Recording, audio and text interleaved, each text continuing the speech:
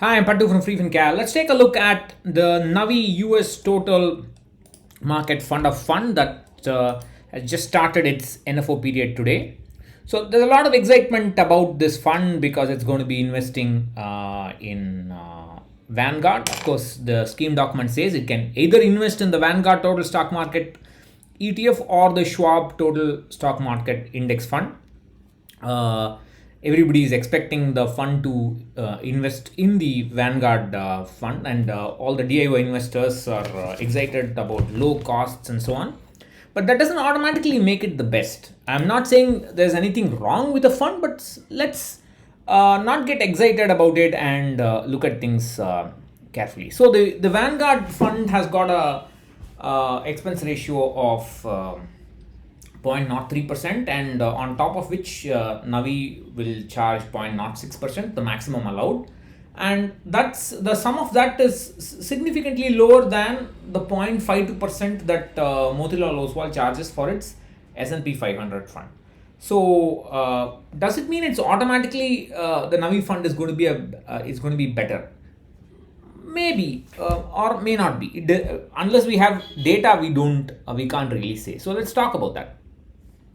So, can I buy the Navi fund for international diversification? Well, most investors, when they say they want diversification, they have seen something. Or what they mean is they have seen something shiny and they want a piece of that. That is all. None of them will know how to quantify the diversification. Most of them will never, rebalance, and because they are worried about tax and so on, they just see something nice and shiny and they just want a piece of it.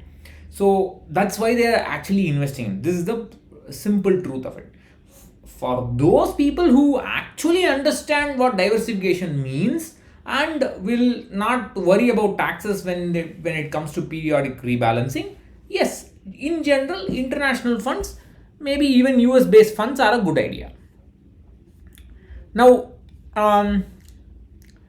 will I get better diversification of the US stock market with the Navi US Total Stock Market Fund than, say, a S&P 500 index fund? No, that's not true. If you look at both of them are market capitalization weighted indices, and if you look at the last 5 years, you can do this in Google Finance yourself.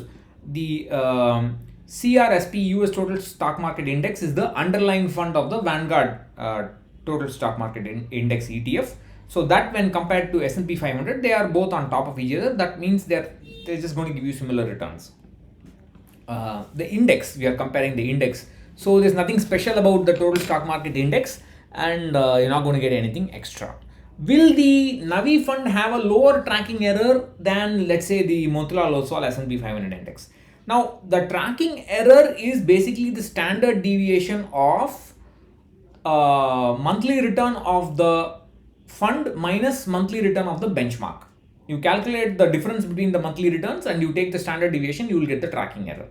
Now, Siva from AFIW pointed to me in private that if you have a constant expense ratio, then it will not really contribute anything to the tracking error. The standard deviation will not change, or the tracking error will not change because of the expense ratio. So the tracking error will not depend on the expense ratio. The tracking error will be defined about the amount of funds that go into the mutual fund and come out of the mutual fund, the money that goes in and comes out, how easily the fund manager is able to sell the ETF units via the broker during the US market hours. It also depends on how efficiently the USD INR changes are tracked. So unless we actually see data, we cannot assume that the Navi fund will have lower tracking error. That is not true.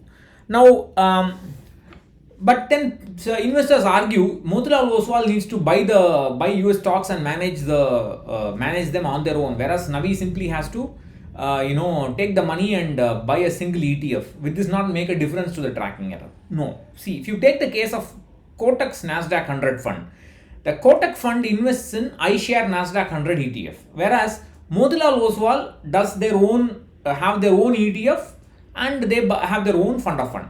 So if you look at the fund of Kotak, the total expense is 0.6%. That is 0.33% for the ETF and 0.27% charged by Kotak. Motilal Oswal's fund of fund has got the Nasdaq 100 fund of fund has got a total of charge of about 0.68%. That is 0.58 for the ETF and 0.1 for the fund of fund.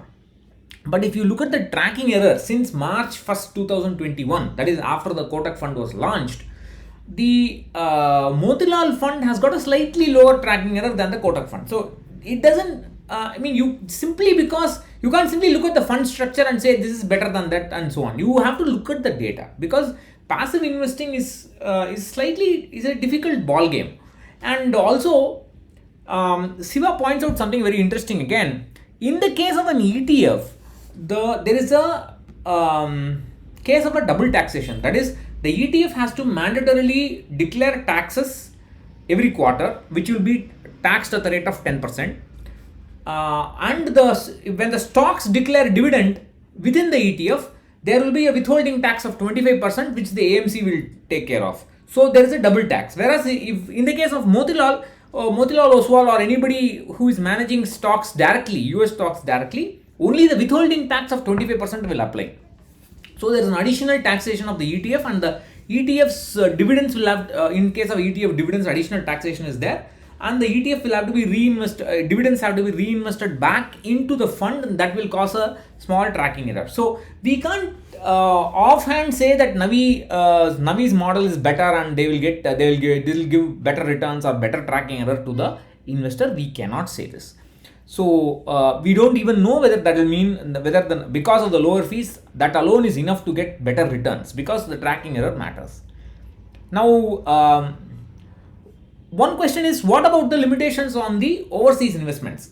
Will this not affect the fund of funds investing in international ETFs? To my knowledge, the Kotak Nasdaq 100 fund, the Aditya Birla Nasdaq 100 ETF, the Kotak and Aditya Birla's fund of funds investing in Nasdaq 100 ETFs, and the Navi, this Navi's total stock market fund, are probably the only 3 dedicated funds investing in international ETFs. That's why the overall industry limit is still low. One overall industry limit is 1 billion. Per fund it is 300 million. So that's like 2,300 crores or something like that. But the limit is still low. That is why nobody has restricted this fund from opening, or other ETF based funds.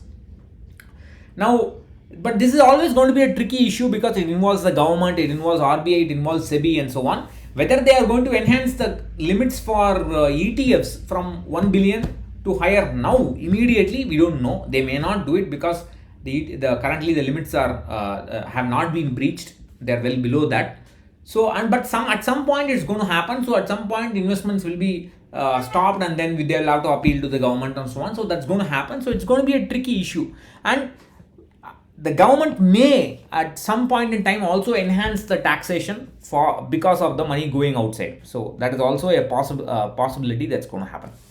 Now, there's nothing wrong with the US total stock market fund. You can invest if you want if you want international diversification, but don't assume just because they have a easier mode of operation by simply buying an ETF and the expenses are low, that doesn't mean you have made a superior choice. That doesn't mean your returns are going to be higher.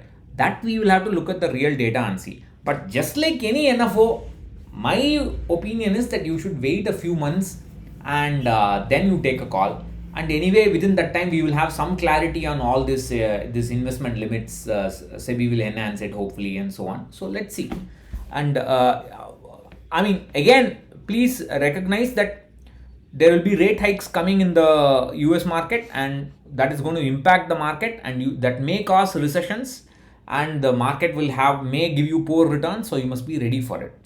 Just because you say you want to diversify means you should be ready to accept all the pros and cons of diversification. Most people just want returns. Anyway, that's that.